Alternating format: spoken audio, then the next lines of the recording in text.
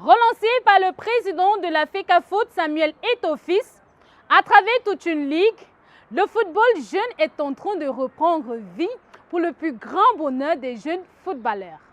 Cela se confirme avec les tournois régionaux des U15 et U17 qui se sont déroulés dans les 10 régions de notre pays.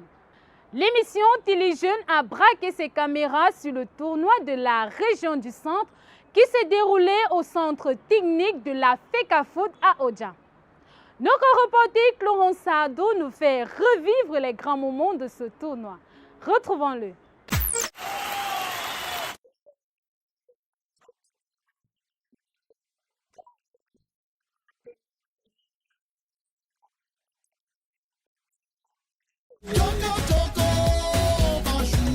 Ils sont au total 16 clubs à prendre part à ce tournoi régional de la Ligue de football jeune de la région du centre. Approchés, tous ces jeunes footballeurs sont animés par un seul objectif, devenir un grand footballeur. Mes rêves, c'est de jouer en première division, en Angleterre. Jouer dans les clubs européens et de jouer dans l'équipe nationale du Cameroun. Porter le maillot vert ou jaune et aussi signer dans les clubs européens. Faire honneur aux anciennes gloires du football camerounais comme le président de la FECAFOOT. Rapporter la Coupe du Monde avec mon pays. Bonne chance, mais pour l'heure, l'ambition de ces jeunes, tout comme pour leurs encadreurs, est d'être champions de cette phase régionale afin d'être les représentants de la région du centre au final national. Tous sont préparés. Nous sommes préparés par des petits championnats privés, à savoir le Challenge Foot Jeune, qui avait été une compétition organisée par les différents promoteurs de centres dans la ville de Yaoundé, qui permettait de mettre les enfants en jambes tous les samedis jusqu'à l'organisation du football jeune par la FECAFOOT. Nous sommes préparés moralement. Maintenant, sur le plan physique, on a beaucoup travaillé avec nos encadreurs. Nous sommes ici pour venir gagner. Nous sommes venus avec un seul cœur.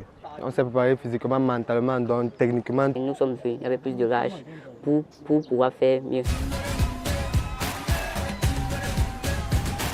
C'est pas comme ça que c'est écrit dans le bordereau. Parce qu'on inverse toujours. Oui, il commande dans le bordereau par le prénom. Non, vas-y, ils vont se retrouver. Tout commence de manière très serrée avec les enregistrements au fur et à mesure des clubs auprès des responsables de la Ligue de football jeune. Après, les commodités d'usage, place au petit déjeuner des joueurs qui se fait de manière ordonnée et en fonction de la programmation des matchs. Thé matinal, noudou, pâté au chocolat. Pendant que les jeunes footballeurs finissent de déjeuner, nous profitons pour s'entretenir avec le point focal du football jeune de la Haute-Sanaga. Quelle est la vie ou la situation du football jeune au sein de votre département dans la Haute-Sanaga? Non, le football jeune se porte très bien. Les champions U15, U17 sont venus participer à un tournoi régional. Qu'est-ce que vous faites concrètement pour pouvoir ressortir le talent footballistique au sein du département de la Haute-Sanaga? Nous organisons des mini-tournois qui permettent aux jeunes d'être compétitifs. L'on sait quand même qu'il y a souvent des difficultés auxquelles vous pouvez être astreint. Oui, justement, nous avons eu quelques difficultés quelques choses concernant le CNI, dues à l'incompréhension des parents. Et aujourd'hui, ils comprennent, ils adhèrent. Et nous espérons que l'année prochaine, ça ira mieux. Et nous avons la certitude, nous mettons plus les moyens, nous avons la certitude que le président Eto'o-Fils, qui d'ailleurs a su mettre à sa place le président Jean-Pierre Arthur, qui sait vraiment, qui comprend les problèmes des jeunes, et vraiment tout va bien.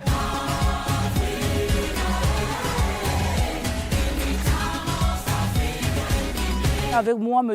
Aoumou Florent, il est président de la Ligue du Centre et aussi membre du conseil d'administration du football jeune. Comment est-ce que ça se passe aujourd'hui? Oui, je voulais vous répondre que je suis très fier parce que vous voyez, on parle de football jeune depuis et ça se déroule dans les bonnes conditions. Et ça fait donc que lorsque je suis arrivé ici, j'ai trouvé des clubs qui viennent de tous les départements. Et je suis très fier vraiment comme ils sont là et voir que tout se passe très bien. Que pouvez-vous dire à nos jeunes enfants, à vos jeunes enfants, à mes jeunes frères qui nous regardent sur le football jeune aujourd'hui au Cameroun? Est-ce qu'il est en train de se réveiller? Vous-même, vous ne voyez pas comment le football jeune est en train de se réveiller. Vous-même, vous ne voyez pas tous les efforts qu'ils sont en train de faire. Vous-même, vous ne voyez pas ce qui se passe. Vous voyez des petits enfants, tout ce monde-là, ils sont là. Ils sont là, c'est-à-dire que depuis le matin, nous sommes là et tout se passe très bien. Vous partez même au niveau de la restauration, vous voyez comment les enfants sont fiers. Et on devait encourager le président, et le président national, le président du football jeune, d'aller en avant. C'est ce que moi je pense.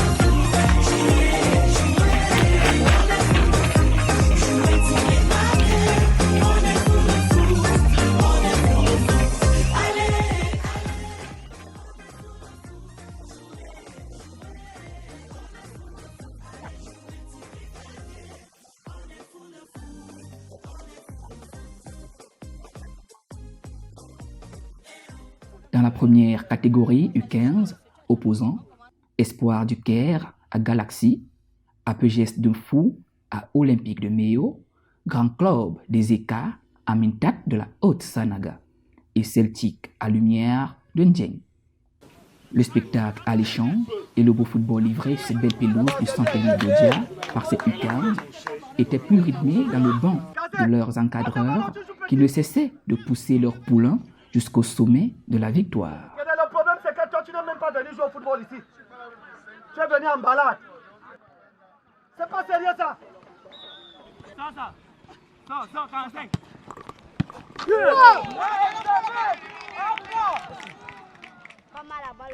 Chez les U15, la qualification des équipes s'obtenait au temps réglementaire, à l'instar de Espoir du Caire qui a laminé Galaxy par 5 buts à 0, ou Olympique de Méo et Lumière de Ndjeng qui ont défait respectivement leurs adversaires par le score de 3 buts à 0 chacune.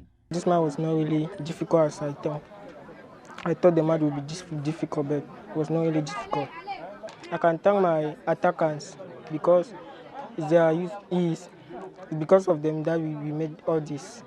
Lors de la rencontre qui a opposé Grand Club des Eka à Mintat de la Haute-Sanaga, le public présent a apprécié la capacité de ces jeunes à user du sang-froid pour tirer les pénaltys mieux que certaines de leurs ennemis des divisions supérieures.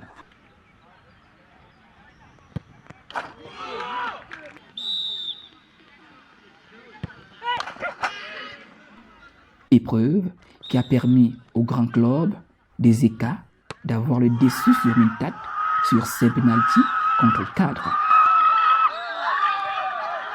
Les impressions sont très simples. Continuer sur ces mêmes lancers et ne pas perdre la route et toujours être confiant. Fais-les jouer, vous suivez le ballon. Dans la catégorie U17, le calendrier affiche 1-1 contre AS Santos, Royal, contre Espoir de la Cité Verte, Racing Sport Academy, contre Atlantic City de Mbankomo et Celtic Atlantic contre Dreams. Ici, le spectacle est d'un autre niveau, un peu plus élevé physiquement que tactiquement. Dans les bancs de touche, ça gronde et s'agit.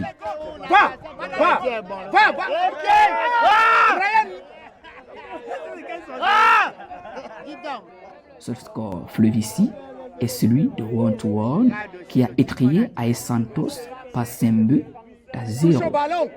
Nous avons fait juste un bon match avec ce que le coach nous a appris. Je sais ce qu'il nous a appris, c'est tout le résultat. Puis on a gagné un but à 0, c'était magnifique, c'est tout. Est-ce que pendant le match, vous avez été stressé, vous avez eu peur de perdre ce match ou bien vous étiez confiant durant tout le match? Confiant, oui, et un peu stressé aussi, dû au temps. Lorsque le temps est écouté, il y a le stress naturellement qui monte parce que tu te dis que si tu commets une erreur, tu n'as pas suffisamment de temps de revenir. Et qu'est-ce qui a pu vous mettre en confiance pour aller jusqu'à la fin de ce match et de gagner? Notre travail aux entraînements, on avait confiance, on a dû travailler ça toute la semaine, on connaissait qu'on pouvait marquer un but et arriver jusqu'à la fin. C'est juste le travail.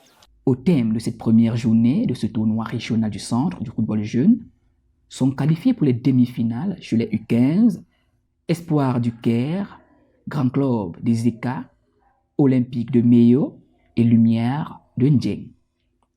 Chez les U17, les qualifiés pour les demi-finales 1-1, Atlantic City de Mbankomo, Racing Sport Academy et Big Dreams.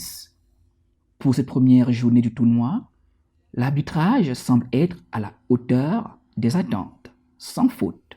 Depuis ce matin que vous officiez ces matchs, quelles sont vos impressions déjà du niveau du jeu de ces jeunes enfants? Bon, on peut dire là que le jeu est à la portée de tous. Parce que nous n'avons pas eu de faute grossière dans le jeu et le feeling du jeu passe bien. Les enfants ne se plaignent pas. Les officiels arbitrent pour le moment normalement. Il n'y a pas encore eu d'action grave et de blessures. Alors, votre collègue parle de faute grossière. C'est quoi une faute grossière dans un terrain de football? En réalité, une faute grossière, c'est une faute qui mérite un carton rouge. Ça peut être une faute, un tacle trop appuyé sur un joueur qui peut sensiblement conduire à une blessure. Ça peut être des actes d'anti-jeu aussi parfois.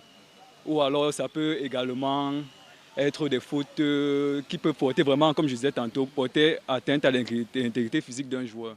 C'est dit que depuis ce matin, pas de carton rouge enregistré jusque-là? Non, pas de carton rouge enregistré. Tout va bien. Les jeunes jouent très bien. Ils sont assez posés. Il n'y a pas de... On a juste distribué des cartons jaunes, mais de rouge, il n'y en a pas eu.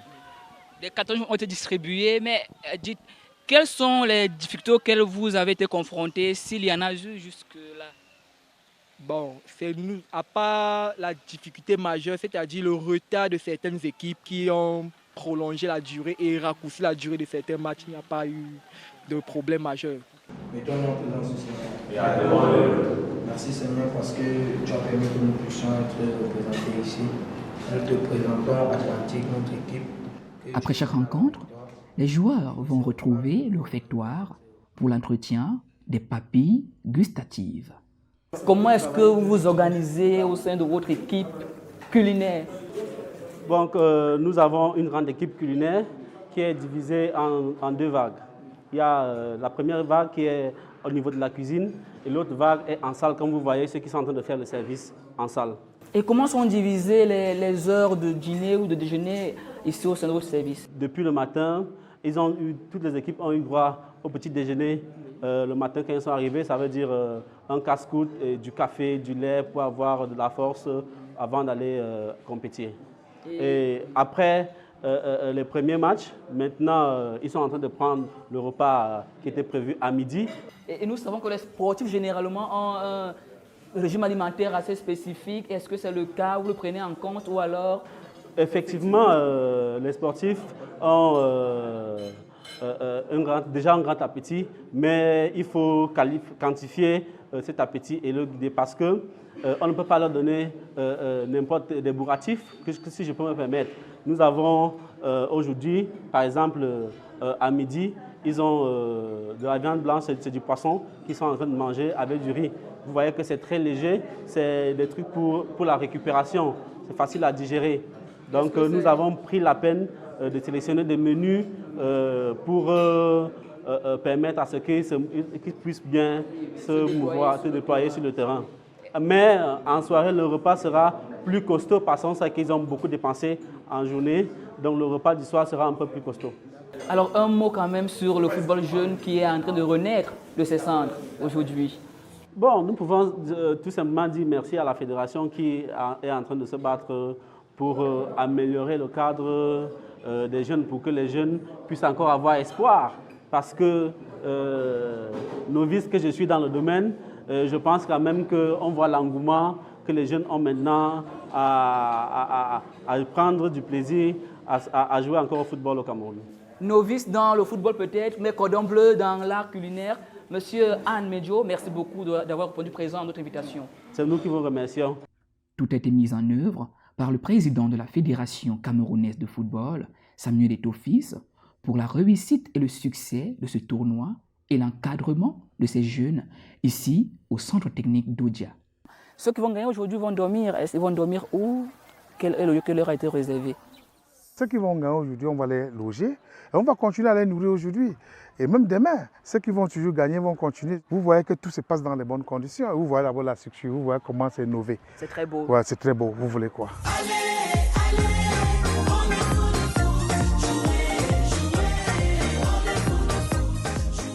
Après les demi-finales qui ont vu la qualification d'Espoir du Caire et Lumière d'Indien dans la catégorie des U15, celle de Atlantic City de Mbankomo et Big Dreams de la deuxième journée de ce tournoi.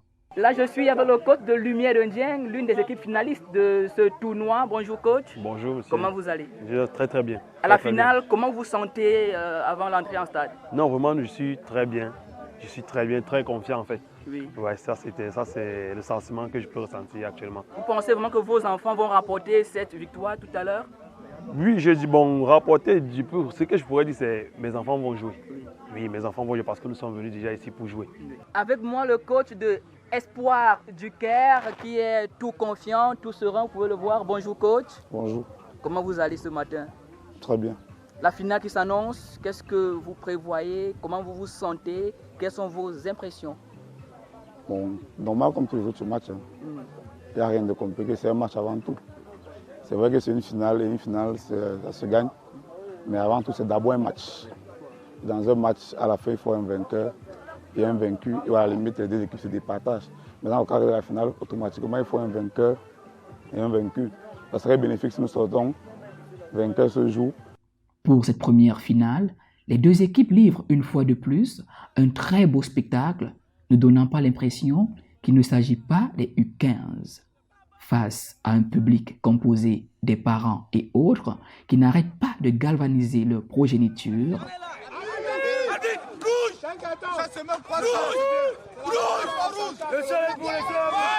Lumière de Ndieng crée la surprise par un beau football et magnifique qui met en mal l'espoir du Caire.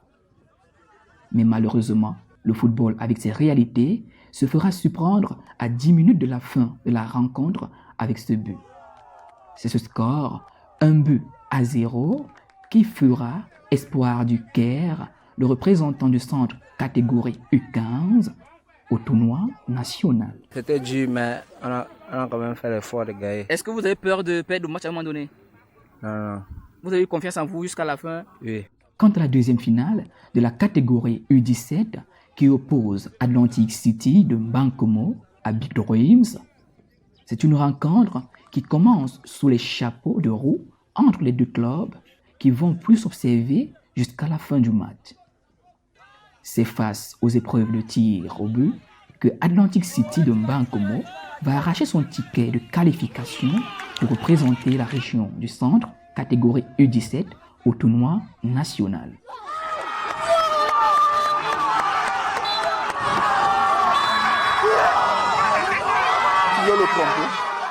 Comment vous vous sentez au sortir de ce match?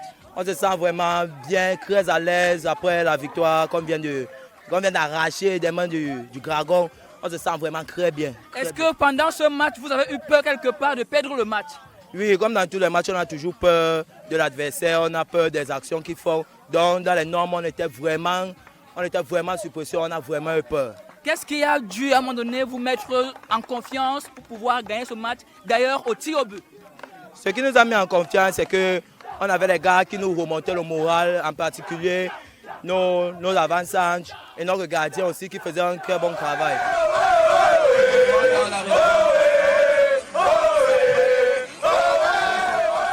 Place à la remise des récompenses aux méritants. Le quart qui part. Allez, donne ça. Interview et plein son. Place aux leçons à tirer. Nous avons bien organisé les compétitions. Les délégations qui sont arrivées sont rentrées sans incident. C'est déjà quelque chose de formidable. Nous rendons grâce à Dieu. Et sur le plan de l'hébergement, ils ont été bien accueillis ici au centre technique. Et nous disons merci au président de la FECAFOOT qui a donné tous les moyens pour que nous puissions bien accueillir les délégations.